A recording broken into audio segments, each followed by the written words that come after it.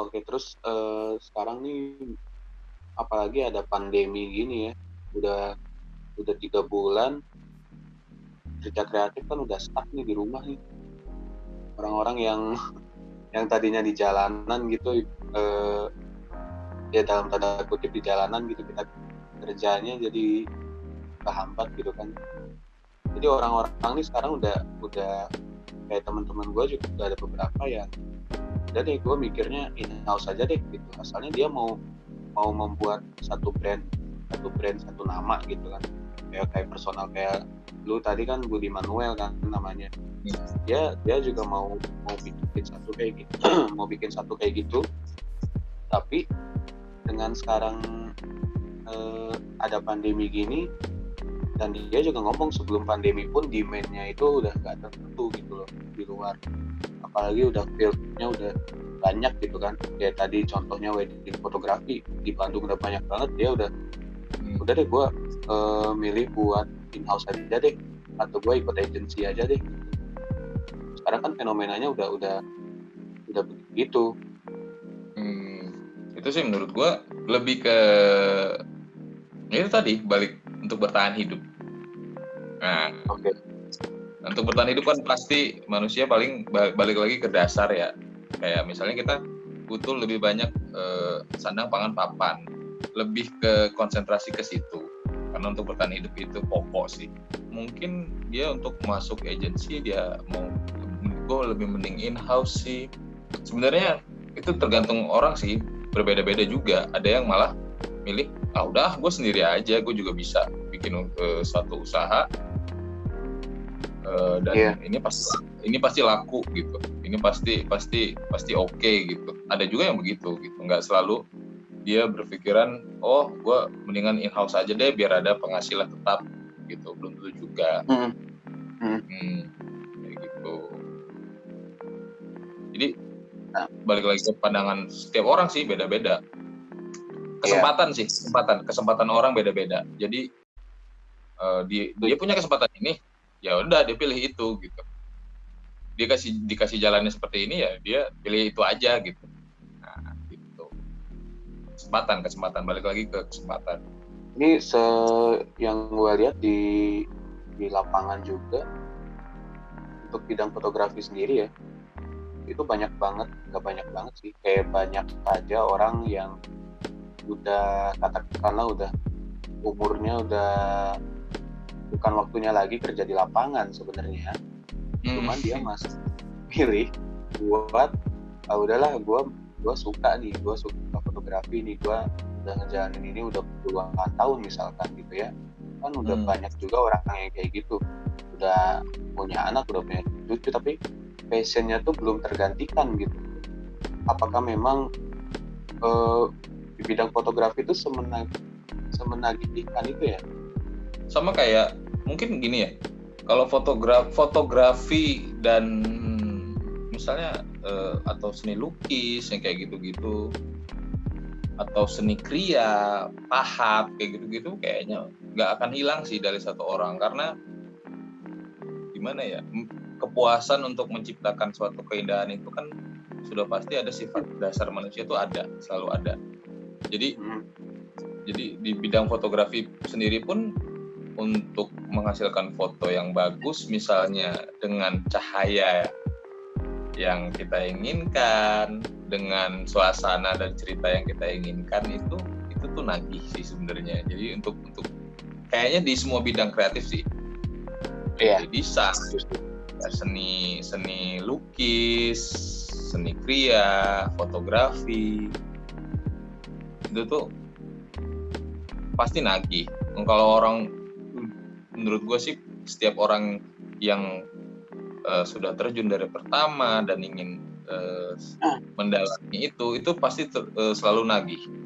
Karena tidak ada batasan di dunia kreatif. Menurut gue sih ya memang nggak ada batasan. Jadi terus ingin lebih lagi. Jadi waktu umurnya sudah ibaratnya misalnya udah 40, udah 50, 60, bahkan 70 masih ada yang masih menekuni itu. Kenapa? Bukan kebutuhan, tapi kecintaan.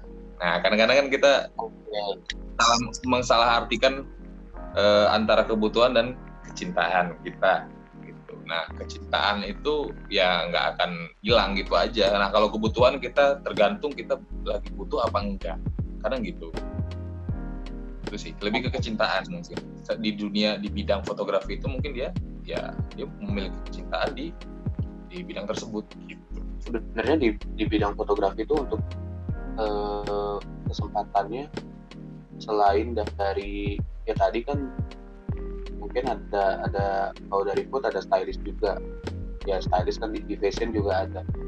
Jadi sebenarnya di bidang fotografi itu apa aja sih kesempatan yang bisa dilakuin orang yang misalkan nggak milih buat in-house?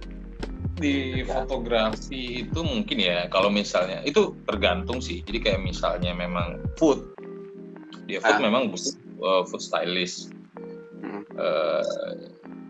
Lebih simpel sih kalau food, lebih ke kayak misalnya food stylistnya sama fotografernya sama asisten. Nah itu lebih simpel sih sebenarnya kalau food. Kalau di fashion tuh agak lebih banyak. Jadi kayak misalnya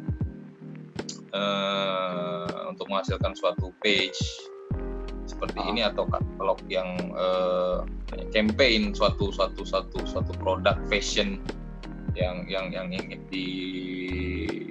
diperlihatkan moodnya yang kayak gitu itu biasanya sih ada yang gua tahu sendiri tuh fotografernya sudah pasti,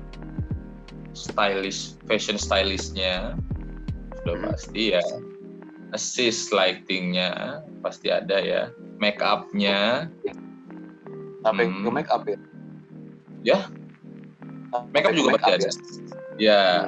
Bahkan kadang-kadang ada bagian wardrobe kan pasti. Wardrobe itu yang mencocokkan, dia kerjasamanya nanti sama fashion stylist kayak gitu-gitu. Dia ada bidang-bidang khususnya lagi.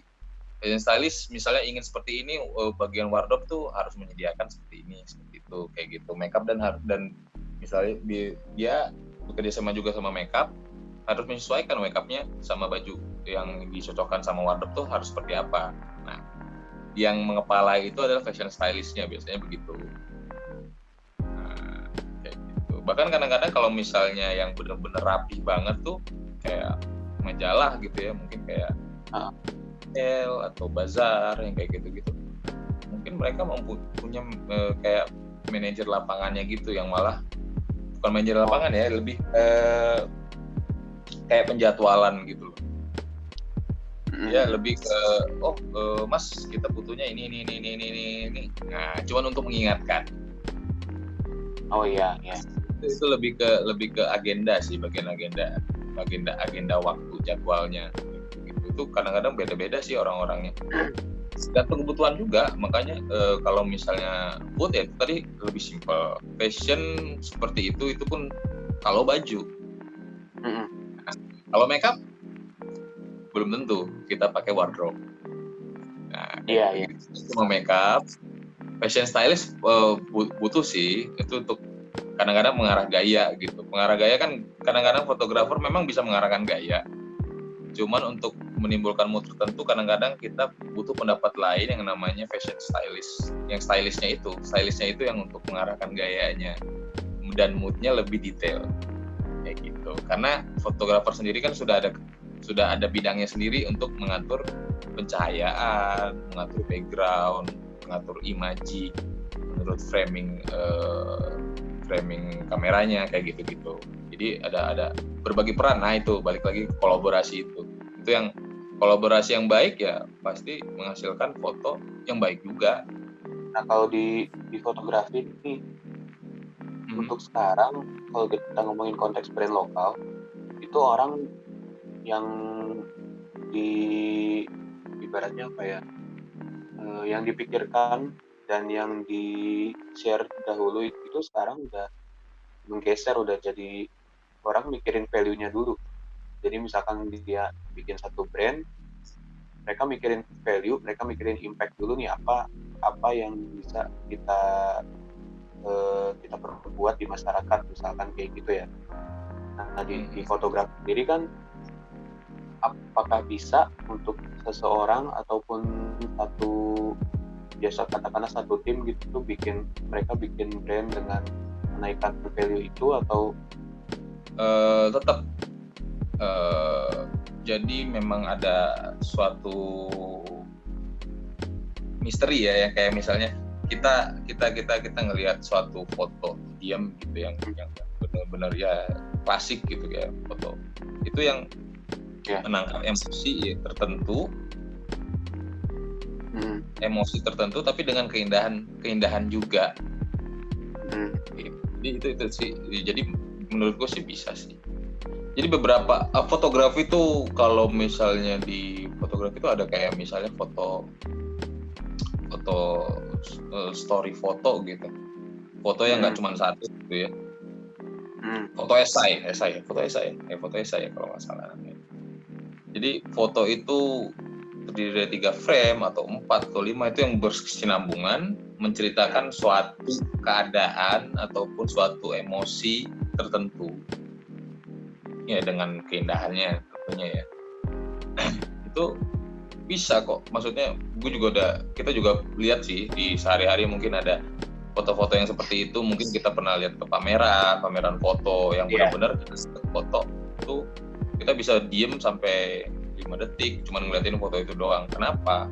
Kita nyari kok bisa kayak gini, maksudnya tuh emosinya tuh dapat gitu kan. Kadang-kadang sebenarnya kita gini, balik lagi ke fotografi kan, kalau misalnya kita foto itu udah pasti, kalau misalnya menurut gue sih mata setiap manusia tuh bagus ya, jadi punya komposisi itu udah dari lahir sebenarnya. Cuman fotografi yang baik sih menurut gue kan pasti bukan cuman dari komposisi. Nah itu tadi value-nya apa? Value-nya apa? Dan artinya apa? Artinya di dalam suatu foto itu apa gitu? Menyampaikan apa? Nah, kadang-kadang kan dia ada tersirat emosi, mungkin intensitas emosi yang lebih tinggi atau yang cuman memperlihatkan keanggunan kayak gitu-gitu tuh bisa kita visualisasikan di satu foto diam. Lebih baiknya memang fotografi itu setiap foto tuh harus ada meaningnya, karena kalau nggak ada meaningnya ya itu foto biasa aja gitu.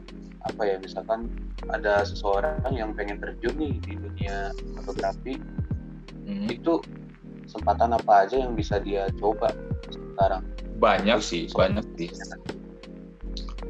Di bidang fotografi ya, kesempatan apa yang bisa dia coba untuk mengembangkan secara usaha atau secara hobi? Secara profesional. Itu ke kreativitas lagi. Jadi kayak misalnya, apakah kita di bidang fotografi itu bisa sebagai solusi? Apakah kita di bidang fotografi itu bisa sebagai solusi untuk usaha mereka, atau untuk mengabadikan momen mereka, atau mencitrakan keindahan mereka kayak gitu? Itu tergantung kreativitas seseorang. Kayak misalnya dari pandemi ini kan kita butuh banyak sekali butuh gitu. Orang banyak bikin usaha makanan ya terlebih. Dia harus lebih mendalami itu. Dia harus mengadaptasi seni fotografinya di bidang itu. Ya, karena mereka butuh, ya kenapa tidak kita memberi suatu paketan atau harga yang lebih murah, lebih bisa digapai untuk usaha-usaha rumahan yang sekarang lagi berkembang di masa pandemi ini gitu. Itu bisa. Kalau misalnya untuk kayak kemarin ya, kayak lebaran kayak gitu-gitu, gimana solusinya supaya kita bisa tetap mempraktekkan ataupun menjadikan fotografi itu sebagai usaha? Ya kita harus cari caranya, gimana caranya kayak gitu ya. Mungkin kita balik lagi ke secara promonya itu seperti apa, paketnya itu seperti apa, solusinya kita itu seperti apa untuk mengatasi hal itu gitu. Gimana caranya kita mengabadikan momen mereka di saat pandemi gini, waktu Lebaran. Gimana caranya? Nah, gitu. Gimana? Apakah keunggulan kita? Pokoknya kita intinya sih sebagai solusinya itu harus seperti apa? Kita bisa jadi solusi nggak? Gitu aja. Menurut gue sih gitu. Itu nggak cuma terbatas di usaha-usaha makanan sih. Kayak kemarin mungkin ya ada beberapa gitu klien yang memang dia masih mengembangkan usaha baru ataupun usaha yang sudah berjalan, dia ingin foto yang bagus gitu. Dia ingin foto yang bagus, baju gitu ya, baju. Ya gimana cara solusinya kita lagi masa pandemi ini? Nah, kadang-kadang ada yang mungkin kliennya waktu pemotretan boleh datang, boleh enggak gitu. Tapi kan kadang-kadang kan klien kan mungkin pengennya datang, pengen hadir ngelihat produknya di foto seperti apa. Ada juga yang banyaknya sih sekarang ini mereka cuma kirim barang, foto sama kita sebagai fotografer, kita foto gitu. Nah, kita kasih solusinya seperti itu. Jadi kayak misalnya kita udah bikin harga, misalnya kita bisa bikin harga yang sudah ke-include sama talentnya kalaupun butuh talent yang kayak gitu-gitu. Nah, itu sebagai solusi sih. Kita memang harus tetap beradaptasi gimana pun keadaannya. Karena memang sebagai salah satu pelaku kreatif harusnya memang seperti itu. Kita harus memang berpikir kreatif gitu. Intinya ya, kita harus kreatif gimana caranya kita bisa tetap berjalan walaupun masanya sedang kritis. Kayak gitu-gitu. Di dunia desain juga seperti itu. Dan di dunia kayak misalnya seni lukis kayak gitu-gitu mungkin mereka tetap bisa gitu. Apalagi sekarang kemajuan teknologi sekarang ya, kita bisa ngelukis nggak cuma di kanvas doang gitu. Betul. Bahkan kita bisa melukis cepat kita cuma di iPad misalnya kayak gitu. Iya. Nah, itu sih. Ya, ini menarik sih membuktikan bahwa sekarang aspek problem solving itu penting juga ya di dunia apapun. Karena dunia kita benar tadi adaptasi dengan keadaan. Kayak COVID ini kan di luar prediksi semua orang, nggak ada yang sama sekali memprediksi 2020 nih bakal stuck 3 bulan gitu. Ya, jadi kesempatan tuh sebenarnya banyak banget ya. Jadi balik lagi ke kreativitas seorang gitu, gimana dia bisa beradaptasi dengan segala kondisi. Iya. Jadi ya lanjut. Mungkin intinya sih itu sebagai solusi, tapi kita tetap harus berpikir secara konsumennya seperti apa, kenyamanannya seperti apa, karena kan takut ya pasti kayak gitu. Ya, lebih kayak gitu sih. Kalau Budi Manuel fotografi ini rencana habis pandemi ini gimana nih? Kalau untuk rencana sih ada beberapa rencana yang mungkin kita rencana selalu positif ya. Jadi kayak misalnya kita selalu ada penawaran atau seperti apa, atau kita mau lebih berkembang lagi. Menurut kalau misalnya gua sih dia tetap berjalan seperti biasa aja. Jadi kalau misalnya gua sih motret memang kadang-kadang ya klien menghubungi gitu, atau misalnya kita bikin promo diri sendiri atau mulut ke mulut kayak gitu-gitu. Tapi kalau untuk misalnya in-house itu juga nggak menutup kemungkinan juga. Why not? Karena itu tadi karena pembicaraan kita juga ke situ.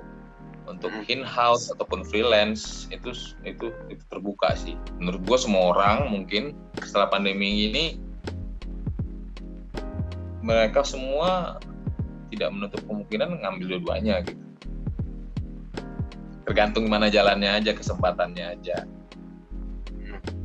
Tapi tetap dengan konsistensi kita sih. Karena dengan konsistensinya kita itu pasti ke kedepannya juga bakal nggak mungkin dong down terus gara-gara pandemi ini. Iya, betul.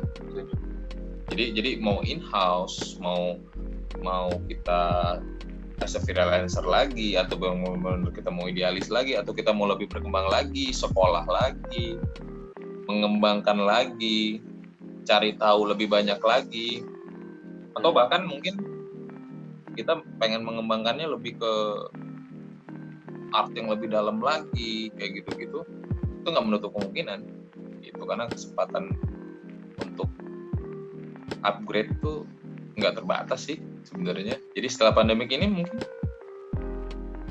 ya who knows banyak kesempatan kok bro. Kita udah ada di penghujung pembicaraan nih dari Bang Budi sendiri, bolehlah kesimpulan tentang di bidang fotografi ini gimana fenomenanya. Untuk di bidang fotografi sih ya, misalnya ya kontribusi kita sebagai fotografer itu selalu tetap ada value kalau memang kita terus konsisten gitu. Menurut gua sih gimana pun keadaannya, gimana pun